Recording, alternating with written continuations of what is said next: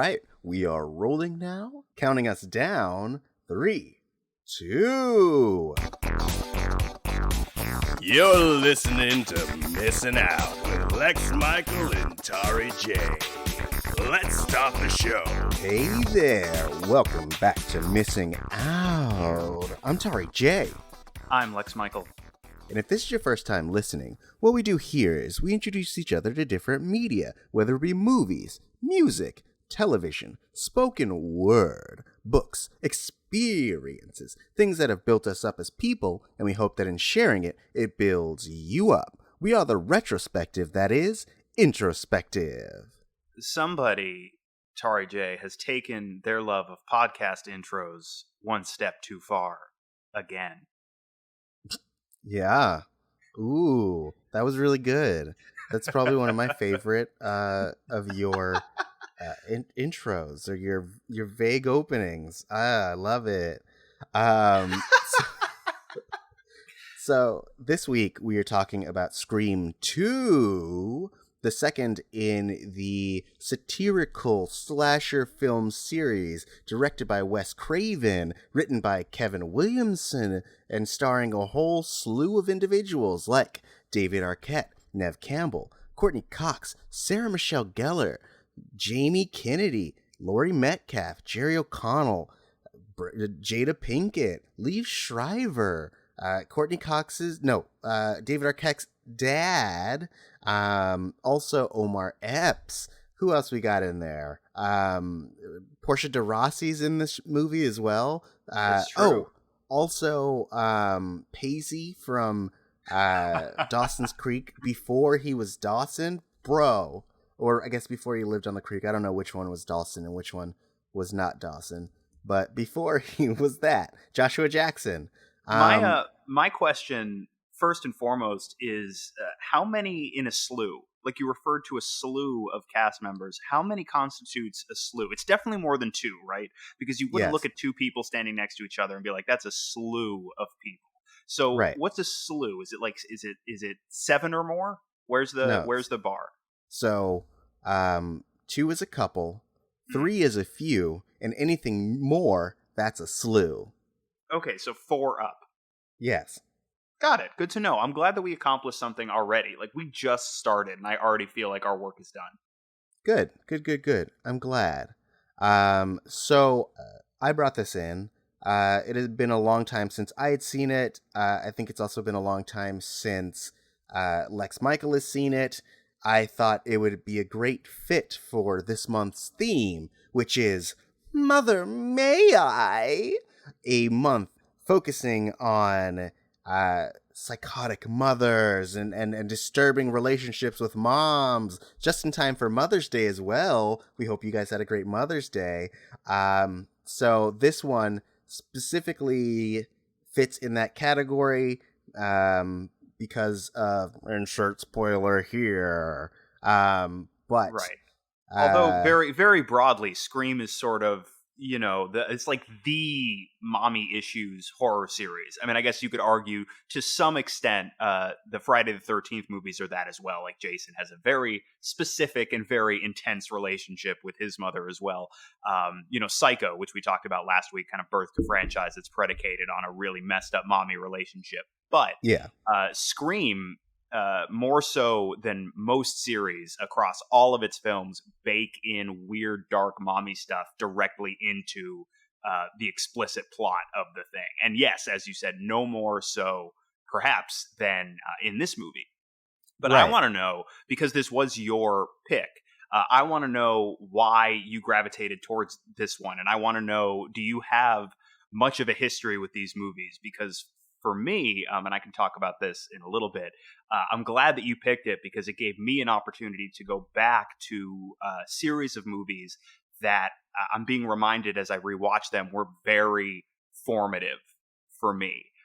So I want to know, like, do you have any real specific background with these movies, or like, how did you come to them in the first place? This one in particular. So, Scream for me was actually one of the first like scary series that I actually liked. As we've discussed a few times on this show, I grew up as a weak baby piss boy who couldn't really watch scary things because I was too scared of horror stuff.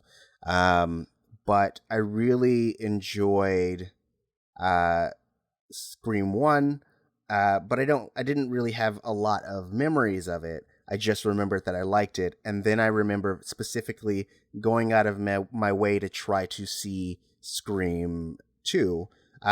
This came out when I was probably about 10, maybe 11, um, and I snuck in to see it because I really wanted to see it, but I was under 17 and I was not accompanied by an adult. And so I told them I was going to go see something else, and then I snuck into the theater to see Scream 2, and I really enjoyed it. I don't even think I really understood that it was a satire, because you could watch this as a straight up horror movie and still have a lot of the same effects, and I think that is what I came into it as, but also as a very big like media nerd. It's also people speaking my language, people being like, "Oh man, the movies are so crazy because like these are the rules," and I'm like, "Yeah, these are totally the rules. I get it. I've seen movies." Right. And so that has always been my connection with these. And then as I've gotten older, I have understood the satire, and I've filled in a lot of the blanks that I didn't understand that they were referencing throughout the movies. So even as I was watching it this time, having seen Psycho last week, I understand from the first one when Billy Loomis shoots I think it's Jamie Kennedy's character, and he's like, Spoilers. "We all go mad sometime." Yes. That is from Psycho. And I was like, I see. I'm putting it together, all the different pieces, but I never had that context growing up. I just took the movies at face value. Right, and we talked last week too, or we referenced very briefly last week, that the character's name, Loomis, is a direct reference to Psycho. Right. With Halloween as a stopgap in between. Right. But we don't count that. It doesn't count. Yes, John Carpenter's Halloween does not count. No, doesn't even exist. Its iconography, its iconic status in the pantheon of film history is defined entirely by its not counting.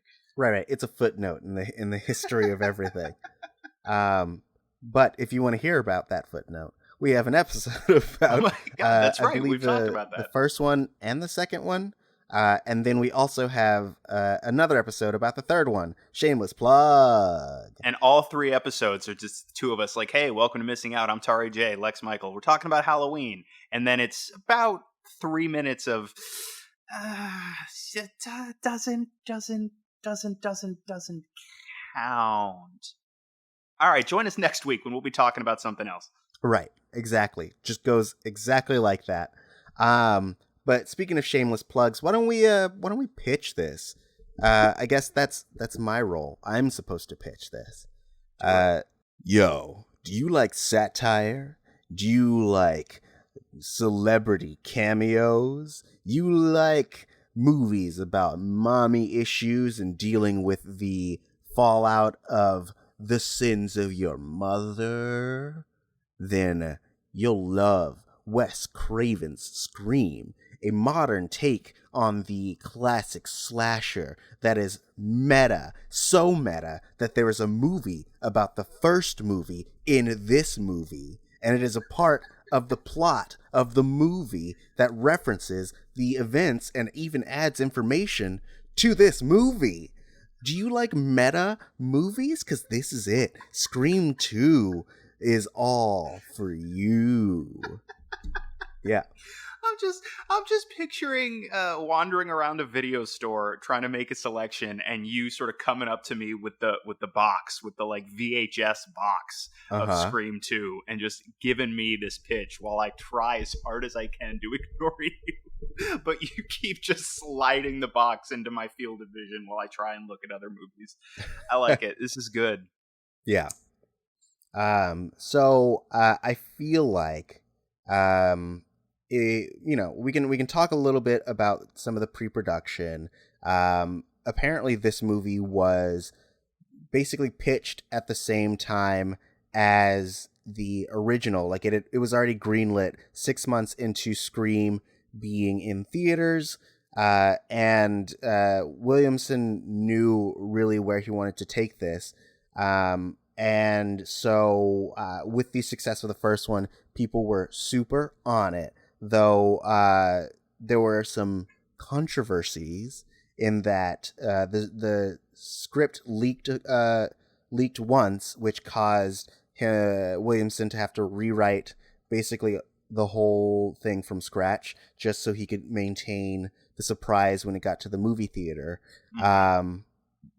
which also changed the way that they shot the film, in that no one had access to the last 10 pages until it was time to shoot those pages. No one knew who the killers were, and basically people would only they also changed the way that they printed the scripts. So they printed them on gray pieces of paper so that if you tried to photocopy it, it wouldn't show up, which is genius. Right. So more recently, I want to say in like 2017, Kevin Williamson said, well, actually, it wasn't the real script that leaked. We created a bunch of dummy scripts as decoys so that nobody could torpedo our shit, except the narrative that I had been hearing for years and years and years was that they did ultimately have to make some somewhat significant story changes as a result of some of these leaks. And it's interesting, this movie came out in 1997. And so we really were in the sort of first era, and very early in that era, of somebody being able to get a hold of a script and leak it onto the internet so that just about anybody could see it. That hadn't really been a thing anybody had to consider prior to right around that time. And it's interesting to look at how the world was changing and how the media landscape was changing especially when that first Scream movie happened, because that was, the year before, 96. And it's wild that they were able to get this thing out into theaters pretty much 1 year exactly from the release of the first movie. But media's relationship with itself was sort of changing in that, think about 2 years before the first movie, 1994, Clerks comes out. And that scene where they have even if you haven't seen Clerks, a lot of people are aware of the Death Star contractors conversation. And that was sort of a really big novel thing, that you had these ostensibly grown characters talking about pop culture, like they're us, like it's you and your friends talking about, nerd stuff over lunch or something like that. And then Scream is sort of that, but it's so baked into the narrative of the movie, and they're able to tell you this meta story because they are able to, in their piece of media, comment on essentially all other existing media. Like you said, it sort of feels like the movies are speaking our language. And so I saw this for the first time along with the first movie. I think I was 12 or younger, and I was visiting my uncle. He lived in Virginia, pretty close to DC. And he took me to the video store and let me rent these because I don't know, I'd heard about them. Maybe it was around when the third one was coming out. And I double featured the two of them. And it was like getting the first hit of something really, really powerful. And these movies were essentially, I'd seen horror before, but these movies were essentially a gateway drug for me. And it's sort of I feel like they sort of kicked off my fixation on, yes, the horror genre and the slasher subgenre in particular, but also with the idea of media that comments on itself. And I think one of the most interesting and sort of brilliant things about Scream 2, which they then run with for the rest of the series, is this idea that so the killers, the people committing violence, are in one way or another sort of inspired by media. But then the media that exists in the universe of these movies is then inspired by the real events that take place in that world. And so you have a really interesting relationship between media violence and real life violence, which they sort of comment on directly pretty early in Scream 2. Right. And so the movies are able to have a dialogue, a reasonably, surprisingly, now watching it as an older person, surprisingly nuanced and intelligent dialogue about the relationship between media violence and real life violence, but you're also able to build a meta story that keeps everything really sort of, if not comical, then certainly whimsical, while all of this really terrible shit is happening to all of these very nice people. But it definitely flipped a switch in my brain, probably a couple different switches in my brain that hadn't really ever been flipped before. And now coming back to them, and like you picking this movie, I used it as my excuse to go back and watch all four of them again. I've only gotten up through this one so far. Watching it again, I was really sort of blown away by this movie. I had not forgotten anything that happened in it, but it has some arguable flaws and imperfections, but I think this is a really, really strong horror sequel, like so much more effective even than I remembered. And I sat there trying to rack my brain about, like, there have been great horror sequels, but I'm trying to think about like the second in a series, an immediate sequel to a first movie that was very successful, very cherished and embraced. How many of them are this good? And I'm trying to think of Bride of Frankenstein. That's the only one I can really think of off the top of my head. So if I'm making that comparison, I feel like that's high praise. And I don't know if it worked this well for you watching it this time, but like I was sort of floored by how well this one worked for me personally.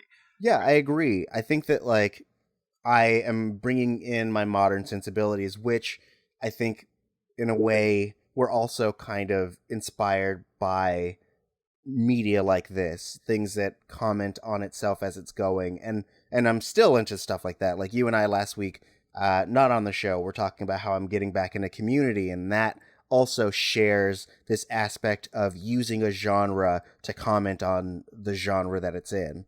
And so I really also was impressed by how tight the storytelling was, especially because it gives you so many clues as you're watching for a second time, that it gives it so much rewatch value.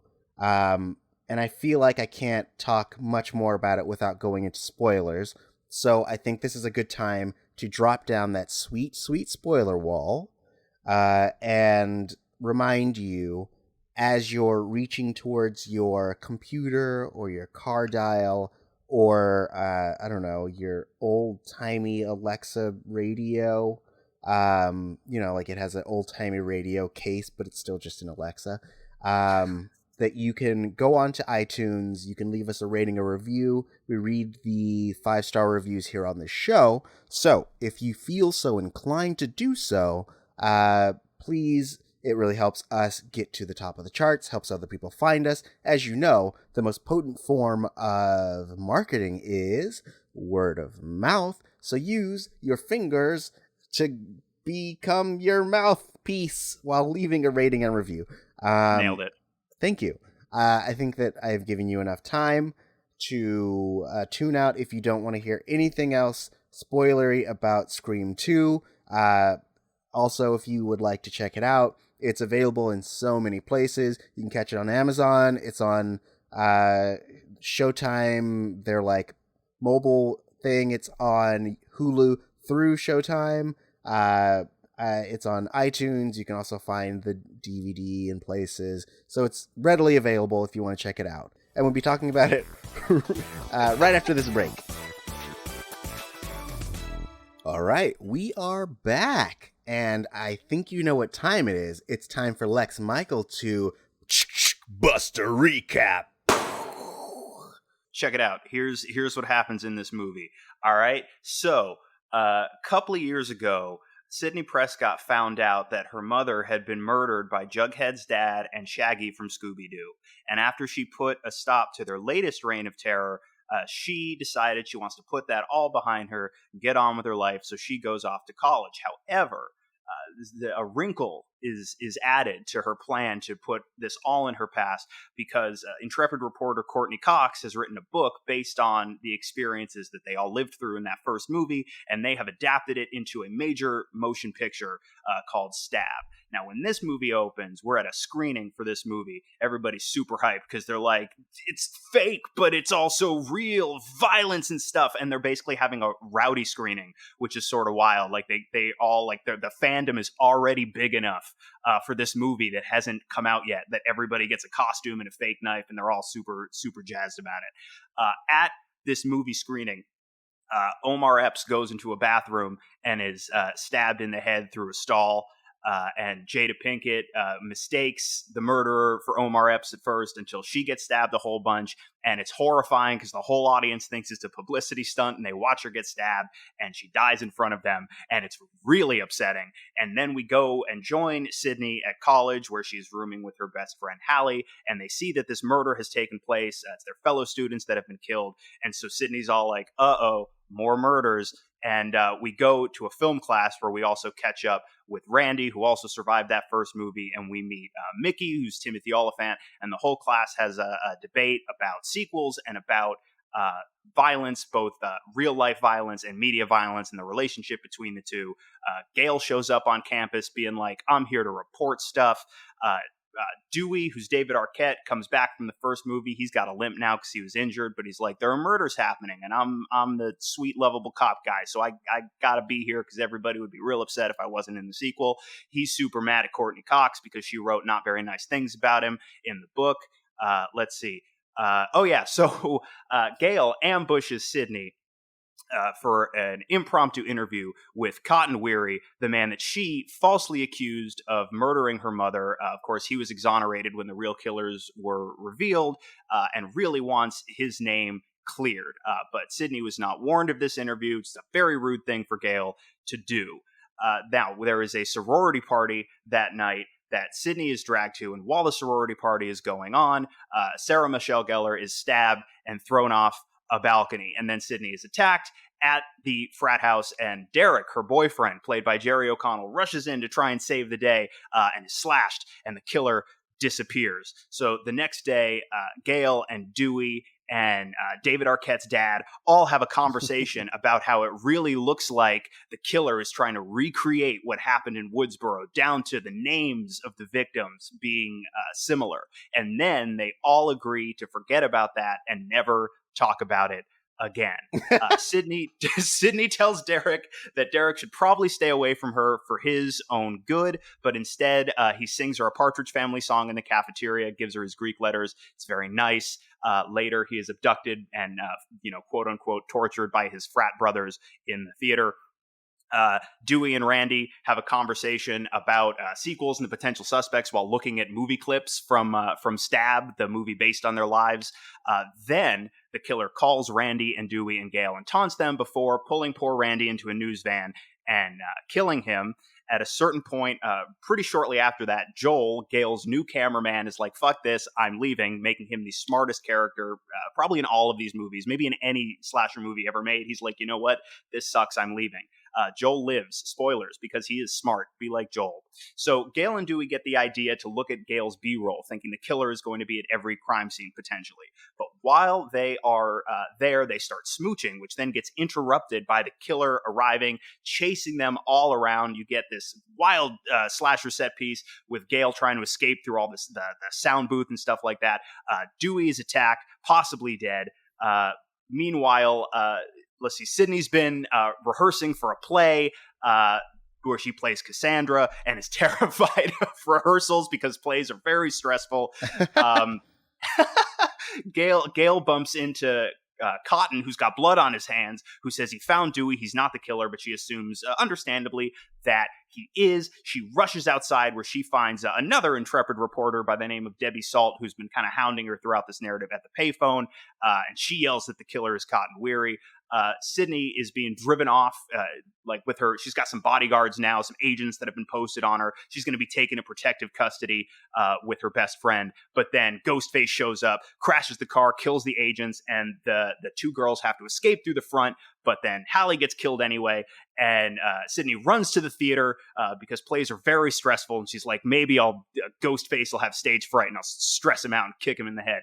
And she finds Derek, who's been tied to a star in the theater for a long-ass time. And then the killer arrives, reveals himself to be Mickey, Timothy Oliphant, whose motivation is essentially, one, he just sort of likes to kill people, but two, loves the idea of a big, widely publicized trial. Super obsessed with that idea, and then shoots and kills poor Derek after messing with Sydney's trust issues, which is very mean and very jarring and very upsetting, and then reveals that his partner is actually Debbie Salt, but not Debbie Salt, actually Mrs. Loomis, the mother of Jughead's dad from the first movie, whose motivation is, as she puts it, not as 90s as Mickey. She just wants revenge for Sydney killing her son. She shoots Mickey. Mickey accidentally shoots Gail. Then, after a big confrontation, Cotton shows up and saves the day after Sydney agrees to give him a Diane Sawyer interview, shoots and kills Mrs. Loomis. Then Gail is alive, and then they both have to pump Mickey full of more bullets because Mickey is not dead yet. And then Sydney does some cold shit and shoots Mrs. Loomis right in the head, just in case. And then they all basically get to go home. Dewey is alive because he got stabbed where he had already been stabbed, which is wild.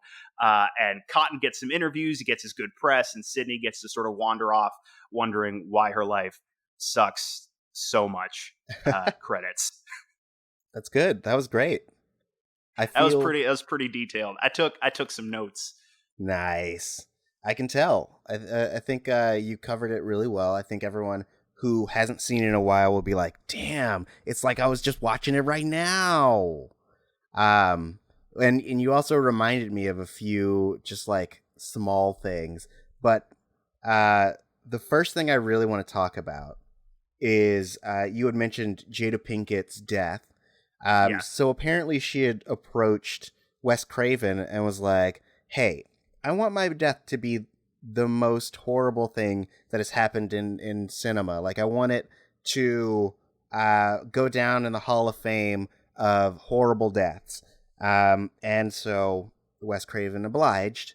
I will say that because I was such a big Omar Epps and Jada Pinkett, just Jada Pinkett at that time, now Jada Pinkett Smith fan.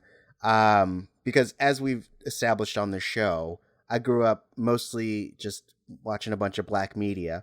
And so a lot of that featured, and we've done on the show an Omar Epps movie. We've done on the show a Jada Pinkett movie. And I was like, I've cried in both of these movies. So to see them die again was really heartbreaking for me, especially because, you know, it sucks. It sucks so bad. It was such a bummer. So that was my one big gripe with this movie going into it, was watching two of my favorite actors die immediately. Yeah, I mean, they're able to, without replicating the exact approach, they're able to, again, we've already spoiled the ending of the first movie, so another spoiler for the first movie is that opening, which is now pretty famous, people already know, with Drew Barrymore, and Drew Barrymore was a sort of a big get for them on that first movie, willing to come on and set people up, like give them this false sense of security, because like, it's Drew Barrymore, it's America's sweetheart and stuff, and then she gets stabbed and gutted and hung from a tree. So they were able to do something that I think is equally shocking without replicating the same approach. But also, I think that already, like right in this opening, both explicitly and implicitly, the movie is already sort of dialoguing with itself and with us, the audience, about kind of what we were talking about before, the relationship between media violence and real life violence. You know, like they're talking about, Jada Pinkett goes to get like popcorn and soda, I think, and at one point hears two girls who are also at the concession stand talking about like, this movie's so crazy, whatever. And one of the girls is like, no, but like, this is real. This really happened to a bunch of kids in California. Yeah. So it's a true story. And in the universe, like we watched the first movie, we know that this really happened to these people. But then you go back into that theater and everybody is just like whooping and hooting and hollering and pretend stabbing each other and stuff, like celebrating this fictional piece of media, yes, but that is based on the awful, brutal deaths of actual people. Right. And then when Ghostface, and we can presume, like, I don't know if you tried to do this. I watched in preparation for this podcast. I watched it twice. And the second time, I tried to track which of the two killers was probably committing which murders. And my guess, just because of how he lays out his motivations at the end of the movie, this is probably Mickey at the movie theater killing both of them, because he's super into selling the idea that the movies made him violent and stuff like that. So murders Omar Epps in the bathroom, but then poses as him and stabs Maureen, Jada Pinkett's character, to death in the movie theater in front of everybody. And it takes everybody far too much time to figure out what's actually happening. Right. That this is actual violence. It's like there's this awesome, like, Timothy Olyphant has this great line in his first scene when they're in the film class, talks about life imitating art, imitating life. And that's sort of what these movies, especially 2 and 3, sort of become, because you've got their life, which is the events of the first movie, and then a piece of art that was made to imitate their life, and then people start to celebrate that piece of art, which then, like, by his thesis, creates more real life violence. You have life imitating art, imitating life, and people are so enamored with the art, with the, you know, quote unquote fictional violence, or at least real violence through that prism, that they can't spot the real thing when it's right in front of them until it's too late. And so you have Jada Pinkett trying to escape from this person who's trying to murder her while everybody's cheering, essentially. Right. And it's so goddamn disturbing. Yeah, it's real dark.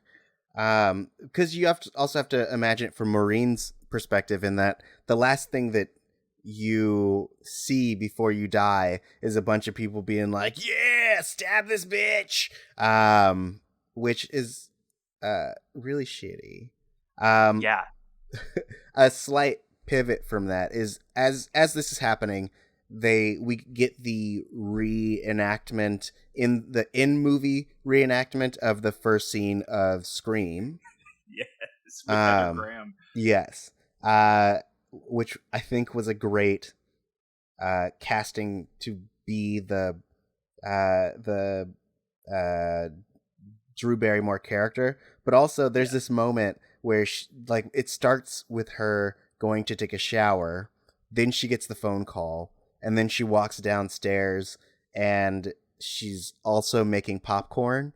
And like I believe in the original movie, she was just making popcorn because she was getting ready to watch a movie. But like it's also kind of commenting on how a lot of movies, scary movies in particular, try to use that, like, the use of boobs and the sex, and they're like, we got our R rating, so let's throw some boobs and butts in there. And so it's like this weird additional part that's added to the story for, like, not shock value, but for extra male boners, that I like as its own little, like, tiny bit of commentary. But I also was like, bitch, you can't go take a shower after you put popcorn on. If the killer didn't get you, the fire would have.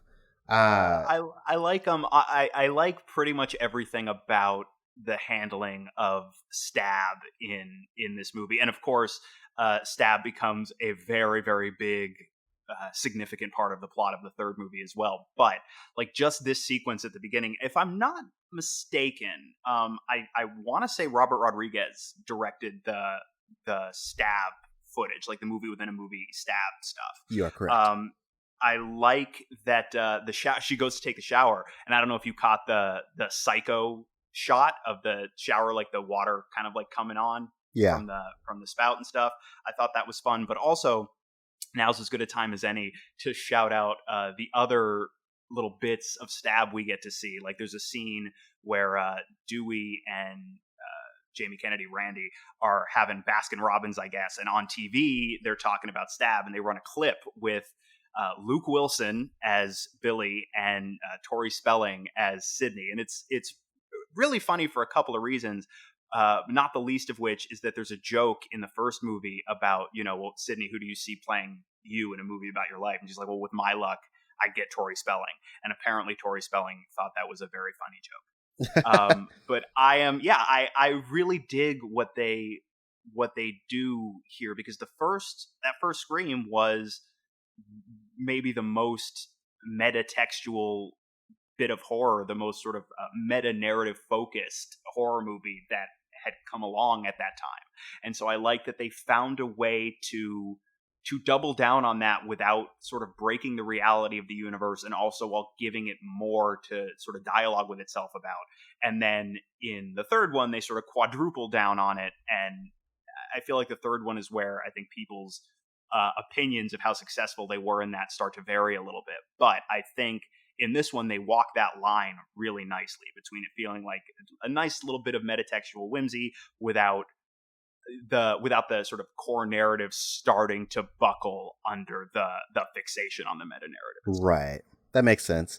I mean, and we talked about this a little bit when we talked about Wes Craven's New Nightmare, which preceded the first movie by 2 years. Right. That Wes Craven really got into a mood. He was like, ooh, metatextual stuff. I'm all over it. And so like, as the movies progress, it gets more and more specific about, like, or I guess it gets wider scoped but more specific in that the first movie is about horror movies as a genre. Then the second movie is about horror's effect on people, and then you get in the third one the additional perspective of the people who create that media that influences other people. So it's like this camera that's slowly zooming out as it's moving on. So you could imagine in the first one, someone looking at the camera and then having it zoom out to someone watching Stab, and then having it zoom out to having someone watching the dailies of someone watching Stab in that in that order, because that's how meta the series goes. Which, like, right. I don't think the third one was originally planned. Like, I think in early drafts it was thought that this would be the last one in the series, and then they eventually decided to make a third one. Which I think is a nice progression, but it's interesting to see how they keep continuing to grow on the ideas that they established in the first one. Yeah, and again, like I feel like they were able to. I like, as absurd as it gets, at some of the real weird places that they take this series after this one. I mean, look, I'm a huge fan of these movies. If it's not clear already, I'm a big fan of this series. Actually, the very first DVDs I ever owned was a box set of the first three movies. Like the day I got a DVD player, I got that box set. Nice. Stuff. And so I'm a big fan of the narrative through line of these. Like, and the fact that, like, not for nothing, Sidney Prescott's life is kind of terrible. Yes. Like, she's had to grasp with the horrible trauma of what happened to her mother, but then discovering her boyfriend was responsible for it, and also for the deaths of a bunch of other people she knows, trying to move on from that. And then, like, she basically gets John McClane in so far as, like, she tries to move on with her life. She's in a totally different location, and then all of a sudden the same shit happens to the same person twice. She basically just attracts psychopaths, essentially. Yeah. And, like, everybody's real mad at her for whatever like, she's just trying to live her life, and every 3 to 5 years or so, someone shows up and is like, you did something that I perceive as a personal slight, and so I'm going to kill half the people you know. And probably you, if I can. Right. But it's always because of her mom. Like, it's never anything that she has done specifically, except, I guess, because she killed Billy Loomis, but that's because he tried to kill her. Right. Like, but that's the closest, I think, that you could come, and we're without really spoiling, like, Scream 3 or Scream 4. The second one is the only movie where a character, one of the killers, is motivated by something that yes, is actually technically Sydney's fault, even though, as you just pointed out, she sort of had to kill that guy, right? Yeah. Sort of. Yeah. I mean, kill or be killed, baby. And Billy Dunn got killed. He got murked, baby. Also, not for nothing, you'd think she would be equally mad at Gale, because in that first movie, yes, Sydney administers the coup de grace, but Gale is the one who sort of shoots Billy and incapacitates him. Right. Although Mrs. Loomis wasn't there, she's probably basing what she knows about the details on whatever Gale wrote in that book. So maybe Gale wrote and then Sydney pulled out she Grand Theft Auto'd a chain gun out of nowhere and just shredded that bitch, and that's what's in the book. Right. And so she's Mrs. Loomis is flipping through it, and she's like, what is it, Brando in The Godfather? She's just like, look what they did, look how they massacred my boy, and then goes to the internet and is like, I'm gonna hire Timothy Oliphant. And she does. That's the backstory. Right. That's if I was going to do a tie-in comic that came out a month before theatrical release, that'd be it. And everybody would be like, this is why they didn't let you write the movie.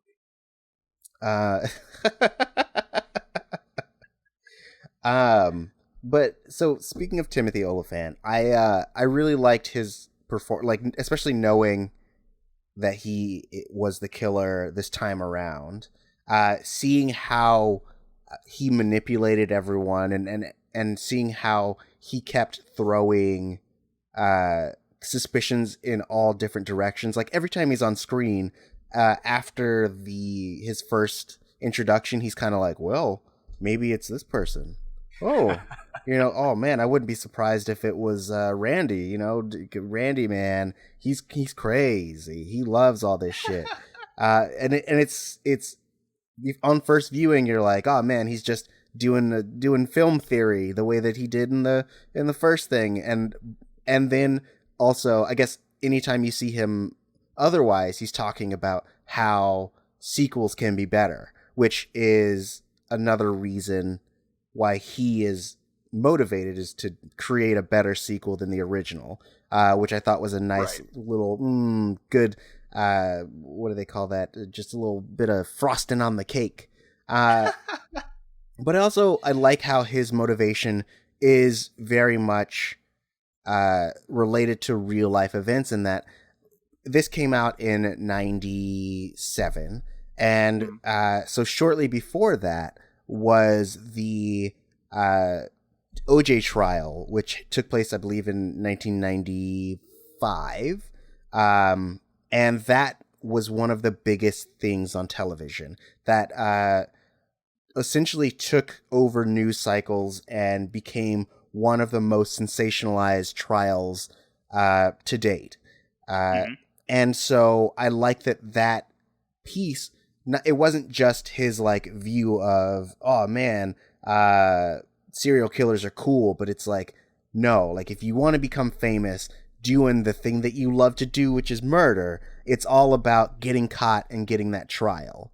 And I feel like that idea since then has really proliferated through a lot of different serial killer media, where people are like, oh yeah, man, you gotta, it's all about getting caught so you can get that notoriety. It's not about doing the murders. And then you have murder hipsters who are like, nah, man, it's about the murders.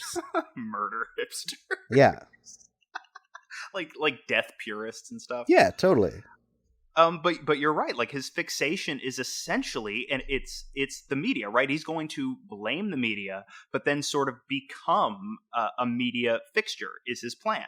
It's sort of like his life imitating art, imitating life. He's going to become a sort of media narrative, an infamous sort of celebrity. So that's life, but it's the news cycle in that, through that prism, is sort of like the art. So it's art imitating life, but he was imitating art that was imitating life.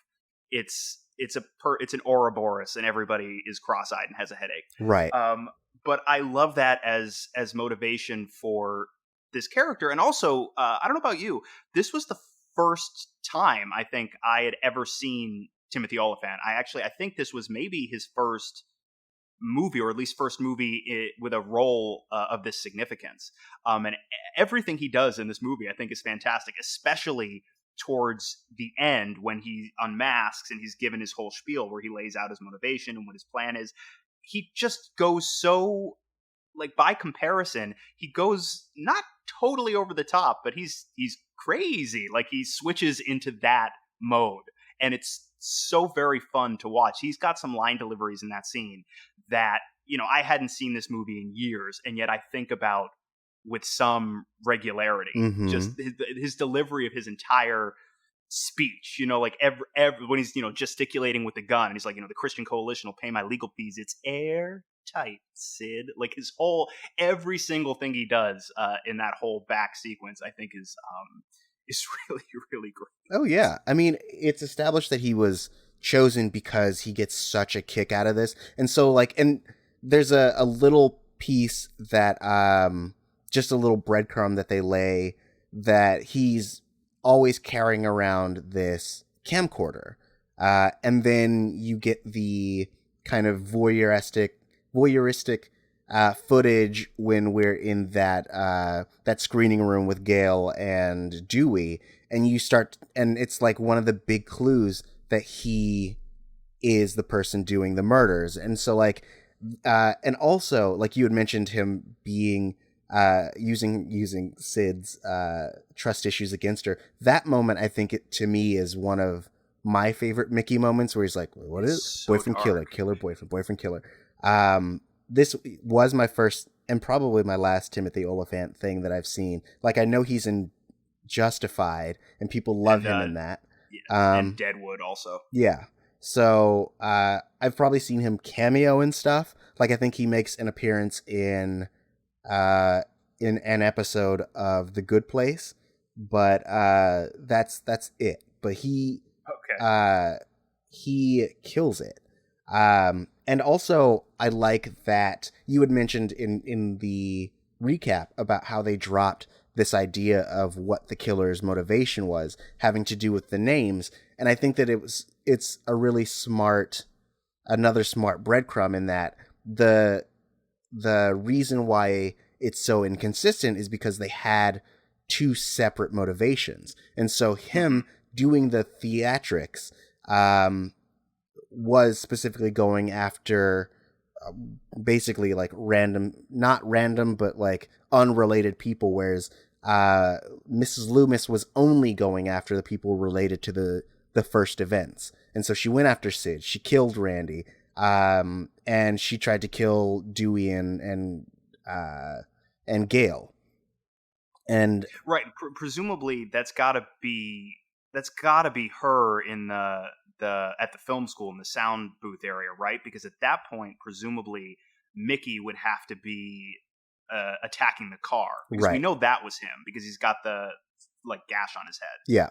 When he unmasks. So presumably, yeah, that's got to be Mrs. Loomis stalking them. And by the way, since you mentioned it, for my money, that is one of the all-time great slasher set pieces. Everything at that film school, from the two of them watching the footage, through Dewey getting attacked. That whole sequence is spectacularly staged, and I mean, it probably doesn't need to be said again, but just for the sake of having said it, obviously Wes Craven was one of the very best to ever do it. Right.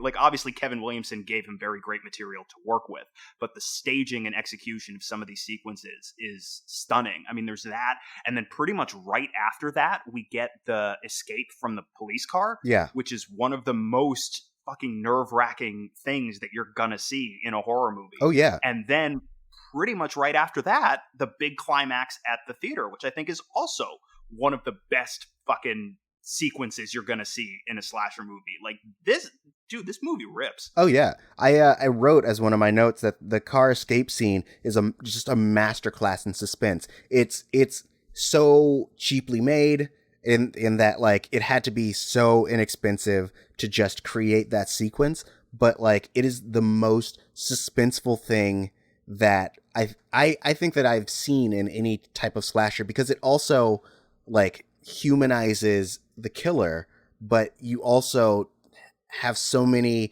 variables in any given moment that you never know what's going to happen. So that piece I think was amazing. Also, you talk about the inset piece on that theatrical stage, and I mean, one, the way that it is executed, where she goes behind the set and is using that as her weapon.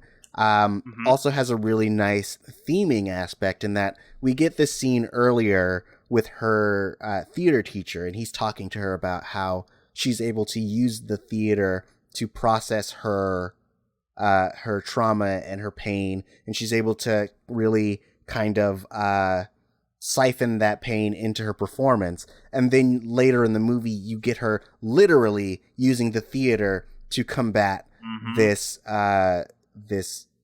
entity that is chasing her. And I thought that was a really amazing, just like chef's kiss, amazing bit of theming and set work. Yes, agreed completely. And also, since we're talking about that whole sequence, I mean, we need to talk about Laurie Metcalf, right? Because, Yes. okay, so Laurie Metcalf at this point, she plays Debbie Salt, a.k.a. Mrs. Loomis. She was, at this point, just coming off 9 years of playing Jackie on Roseanne. Which, by the way, like, Roseanne is one of my favorite sitcoms ever made, because they made the very brilliant decision at the very beginning of that show to buttress Roseanne, who had not really ever acted before, with two really incredible actors, and it's John Goodman and Laurie Metcalf, who are so fucking good that you can actually get away with doing Roseanne without Roseanne because of how good those two are. Yeah. But she just fucking goes for it in this movie, and it never feels like Laurie Metcalf is one of my very favorite actors. I think anytime she's in something, even if the rest of the project does not rise to her level, she's going to make the thing worth watching. And her performance, much like a lot of the choices Timothy Olyphant is making in the third act of this movie, is really big, and some of her choices are arguably very over the top, and yet she feels so grounded. She feels so real. It feels genuinely honest. And I feel like that's a really difficult line to walk, especially with a character who could be total cartoon malevolence. Right. I think she just does this absolutely phenomenal job. And I also think, in a story that is very much about sort of, in a meta sense, media, our relationship to media, and where violence figures in, I think it's really appropriate that she chose to disguise herself as a member of the press.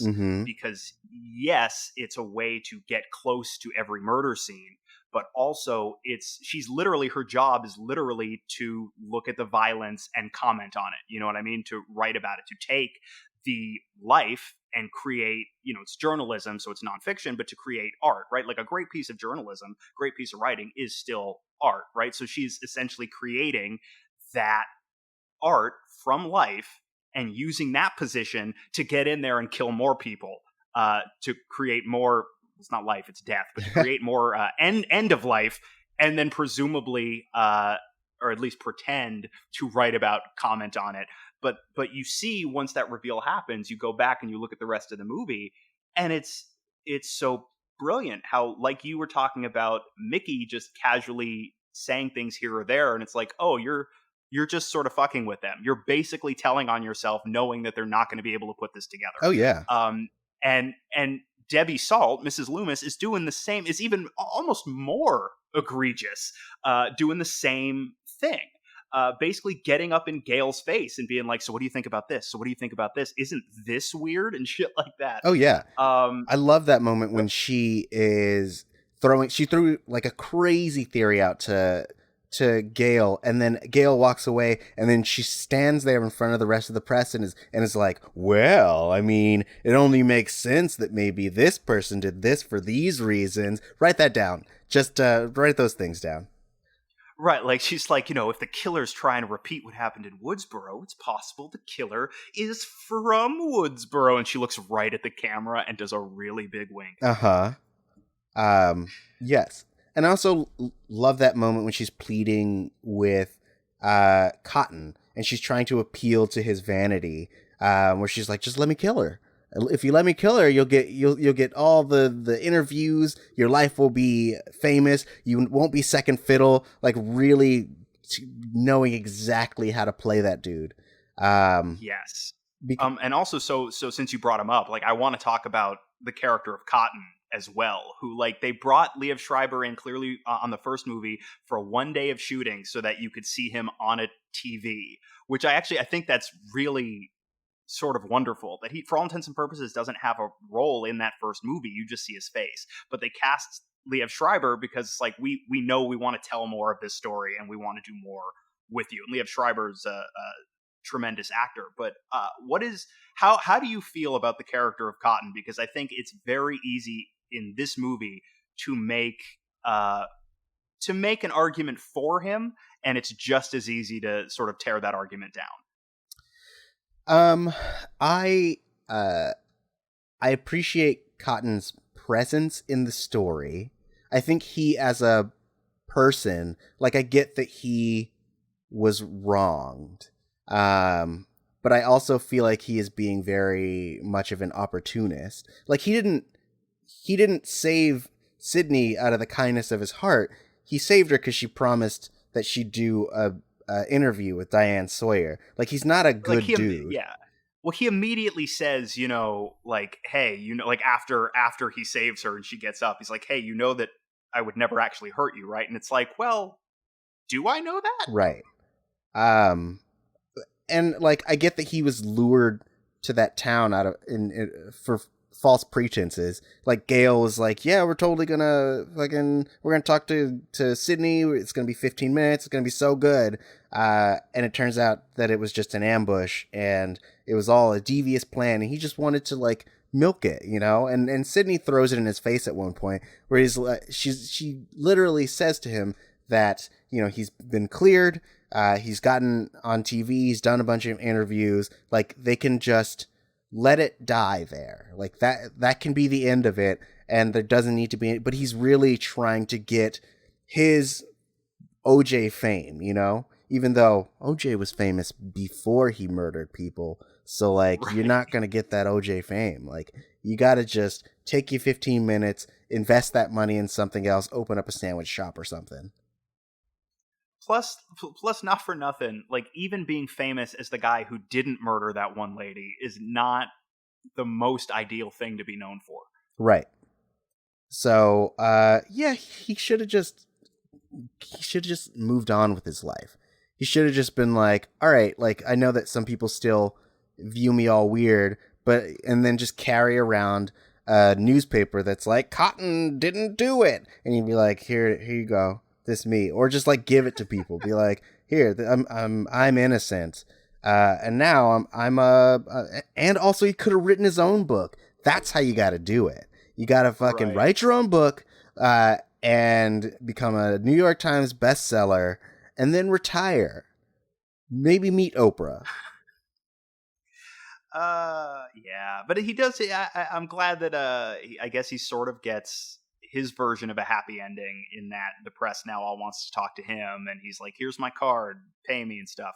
So he'll that I'm sure it'll all work out for that crazy kid. Yeah.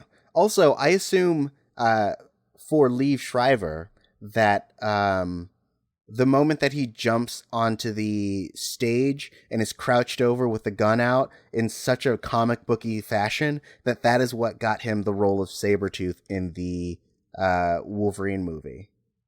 Dude, it's so good though. Like that moment is so great. It's like for a second he shows up and he's going to be an action hero, right? And save the day, and he does. Yeah. And I also like as they're circling each other. I really like because he gets to do that, but also the character of Cotton is way out of his element at this point. He doesn't really know what's going on. Mm-hmm. He knows that it's probably not going to look good for him if Sydney dies, especially when Gale clearly thinks he's just killed Dewey potentially. But I love that they're circling each other sort of nervously, and he sort of stumbles on the pillar that fell over. Like, it's not a huge moment. It's a pretty small moment, but I like it a lot because it's just a physical indicator of how over his head Cotton is at that point. Yeah, I thought that's just very well. Again, that whole last act is just fucking Oh yeah, gangbusters. everyone's acting at the top of their abilities. It's crazy. Do you have any last thoughts before we wrap out? Couple of quick little things. I guess maybe the biggest thing is I was thinking about how Courtney Cox as Gale is, in a way, in these first two movies, sort of the Han Solo of Scream.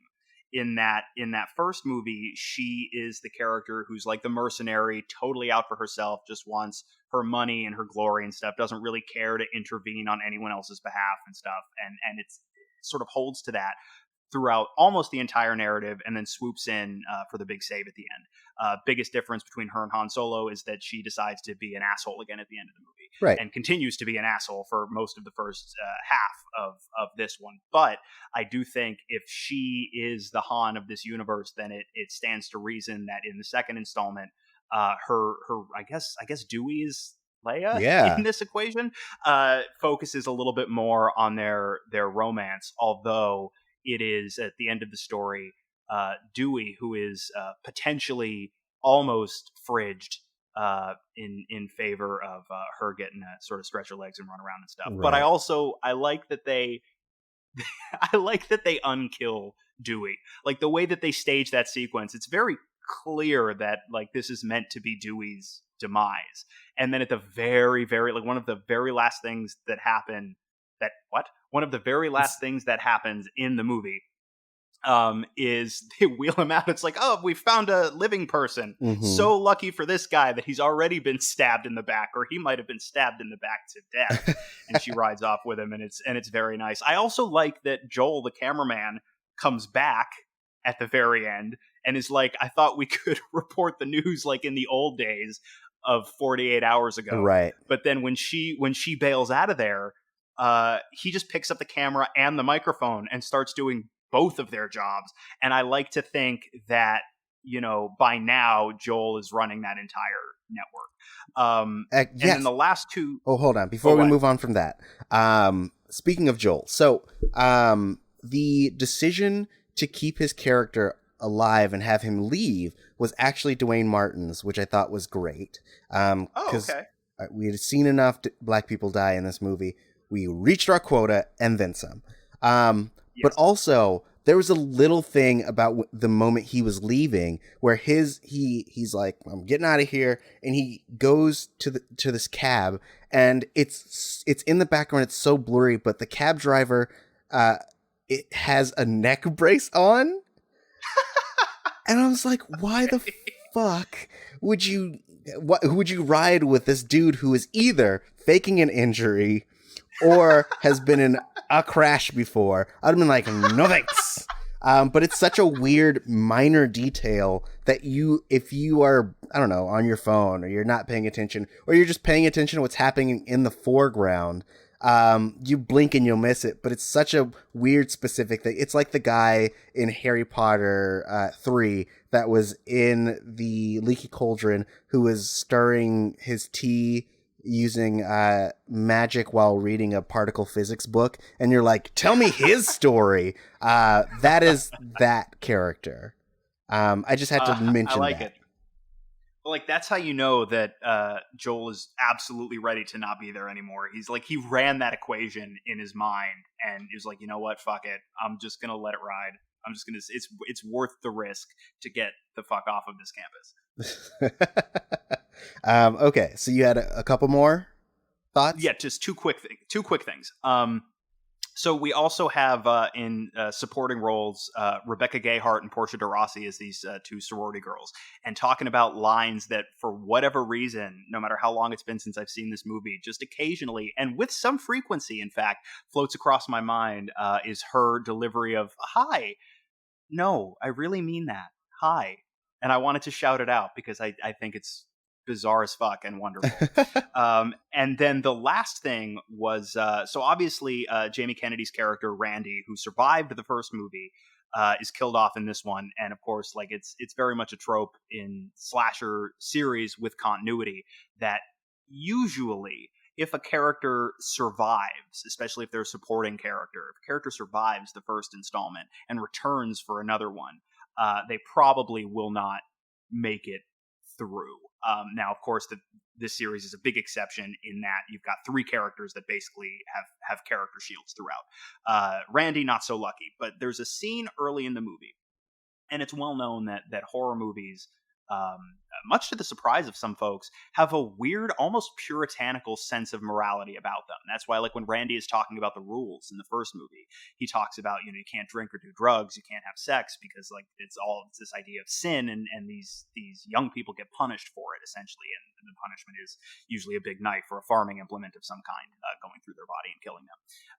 But I'm wondering, in this movie, so there's that scene in the film class where they're talking about sequels. Mm-hmm. And Randy, who we've established is the movie expert, right? He's the geek whose entire life is internalizing and regurgitating what he knows about media.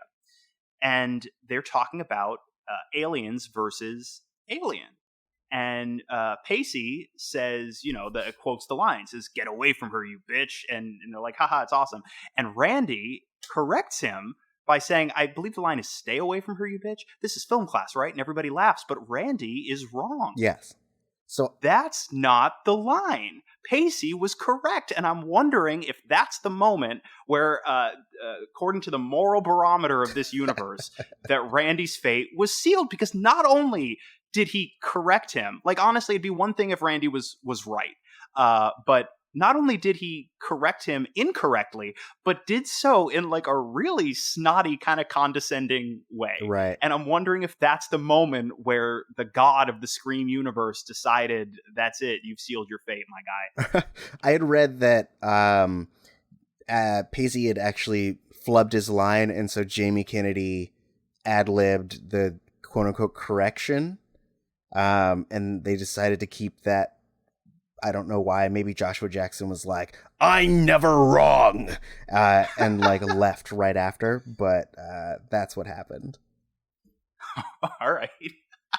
So that moment, yes, that moment always leaps out at me, and also some real some hot takes in that film class. But it was very much like a real film class, honestly. When people start throwing opinions around, and you just kind of sit there quietly going, "What?" Well, yes, film class or Twitter. Yeah, that's true. Except nobody in the film class used a slur or compared each other to a Nazi. So like we hadn't really arrived at Twitter yet. But yes, it's sort of like we were only in the first day. Right. That's true. They just all went back to school, I guess. But yeah, so there's that. Yeah. Speaking of Twitter, where can people find you if they want to talk to you some more about Scream, the series, or Scream 2? If you want to talk to me, if you want to give me your hot takes about movies, like we're in a late 90s film class, I'm on Twitter and Instagram at the Lex Michael. And you can find me at Tauri J, TauriJay. But most importantly, you can find this podcast at Missing Outcast. That's MissingOutcast.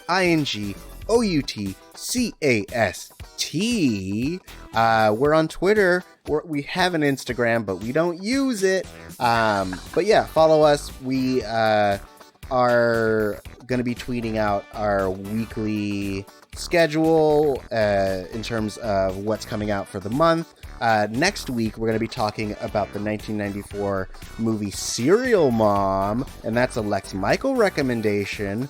It's going to be so wholesome. It's going to be so wholesome, in that people are going to be full of holes.